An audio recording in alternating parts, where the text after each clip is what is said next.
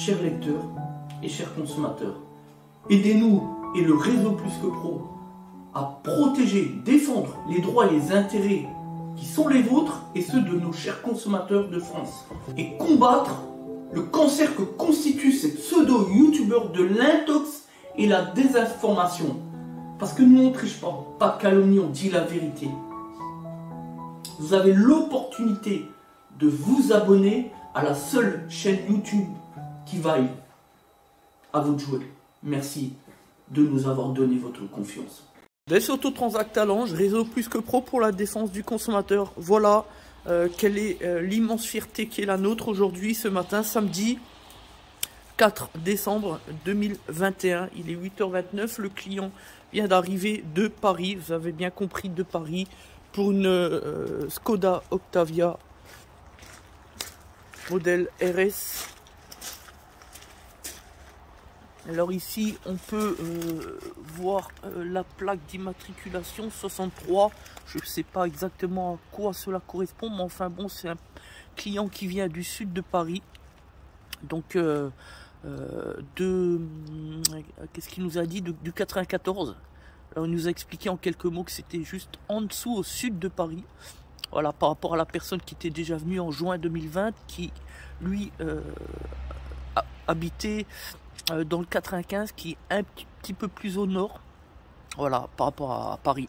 Voilà, donc ça c'est notre fierté, puisque c'est quand même quelqu'un qui vient de partir de chez lui hein, à 4h30 du matin pour arriver aujourd'hui, là maintenant, à 8h20.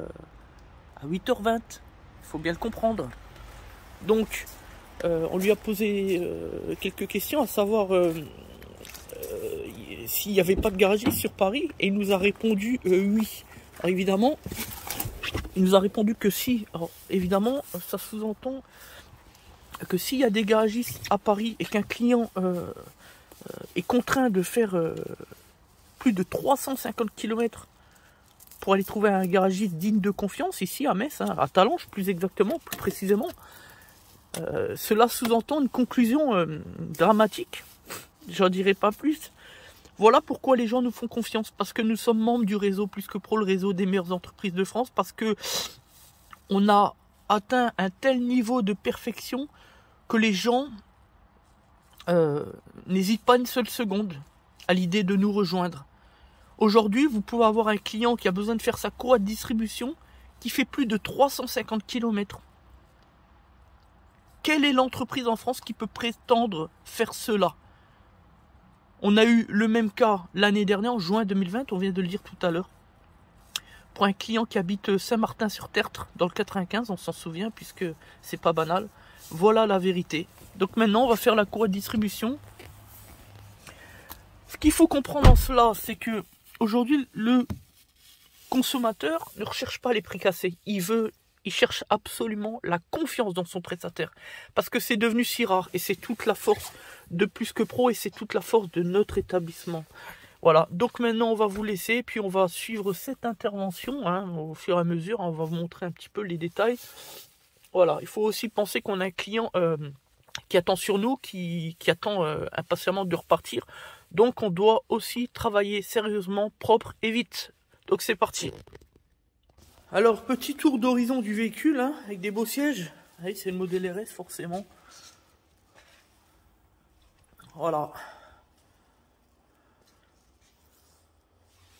Et la teinte, un petit peu comme la 508 PSE, la nôtre, là.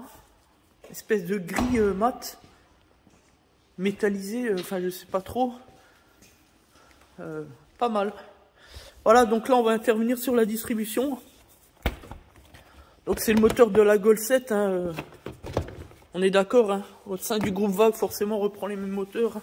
On reconnaît l'admission ici, les carters distribution, ici la fameuse sonde d'oxygène, le capteur pardon, température échappement, hein, directement fixé sur en sortie turbo ici sur le filtre à particules, partie haute, et puis ben voilà, on va faire le job, hein. Donc là, on a quand même une belle auto, hein, faut bien le dire. Donc ici on a les pièces, la pompe à eau, avec le capteur, la croix accessoire, puis enfin les petites distributions. Incontestablement, l'opération la plus délicate, c'est de déposer le capteur. Clé 19, le bras de force ou là pour nous un démonte-nœud contre l'échappement, vu que ça c'est du costaud, que ça bouge pas, pour desserrer. Sinon c'est vrai que c'est très difficile à desserrer comme ça. Donc là vous avez le capteur de température d'échappement, spécifiquement pour le filtre à particules. Voilà, donc ça on fait attention. Voilà, ici on met un bouchon évidemment et on continue par donc la dépose cette fois-ci du carter distribution qui était bien évidemment un petit peu plus délicat avec la sonde dessus. Forcément ça coince ici, enfin ça coincait. Voilà, donc là il faut évidemment, voilà, et voilà. Alors,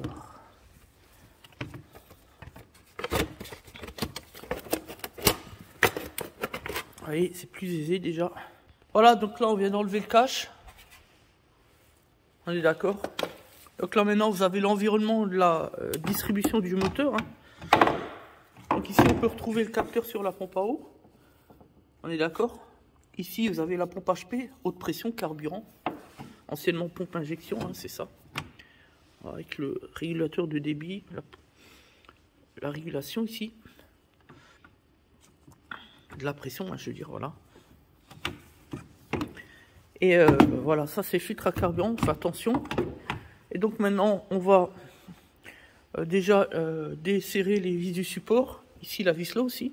Et puis on va là en dessous, avant d'enlever le support, vous l'avez compris, on n'enlève pas le support sans que l'ensemble du bloc soit sécurisé, surtout en dessous, on est d'accord. Voilà, donc là maintenant on va déposer. Ici vous avez le capteur pression différentiel d'échappement, le capteur pour le FAP qu'on a dû déposer. Voilà, un petit vis torque de 30 ici, et puis là juste le petit colis ici sur le premier, à savoir que sur l'autre il n'y a rien, c'est juste la dépression. Ici c'est ici que la mesure se fait, donc toujours le premier côté extérieur tout simplement. Voilà, à savoir que là-dessus il y en a deux, il y en a un autre de régulation. Voilà, donc maintenant on va protéger ici comme on l'a dit, pas qu'il y ait une saleté qui rentre dedans. Et on se retrouve en dessous. Les points de calage, pompe HP. Et évidemment Arbacam. Et maintenant on va descendre, on va en dessous, voir ce qui se passe du côté du vilebrequin. On est en dessous, courroie accessoire. On détend comme ça, vous voyez. Très facile. Faut juste pas glisser de l'écrou, sinon on s'arrache les doigts évidemment. Voilà, donc on fait ça et on enlève à une main, même si c'est pas évident. Voilà, vous voyez, même à une main on peut le faire quand on est compétent, quand on est talentueux. Bon, attention, attention, on est en France, on n'a pas le droit à faire un peu de prétention. Attention.